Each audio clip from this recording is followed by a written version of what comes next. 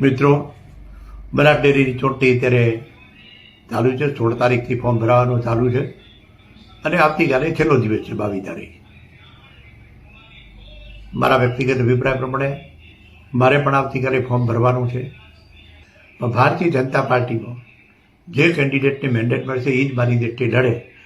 મેન્ડેટના સામે કોઈ પણ કેન્ડિડેટ ન લડે. અને મને એવું લાગે છે કે સંપૂર્ણ જિલ્લાનું નિયામક મંડળની ચૂંટણી બિનહરીફ થાય એવો વ્યક્તિગત મારો અભિપ્રાય છે. હું પણ આવતીકાલે ફોર્મ ભરવાનો છું.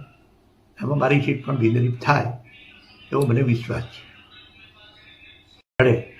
મેન્ડેટના સામે કોઈ પણ કેન્ડિડેટ ન લડે. અને મને એવું લાગે છે કે સંપૂર્ણ જિલ્લાનું નિયામક મંડળની ચૂંટણી બિનહરીફ થાય એવો વ્યક્તિગત મારો અભિપ્રાય છે. હું પણ આવતીકાલે ફોર્મ ભરવાનો છું.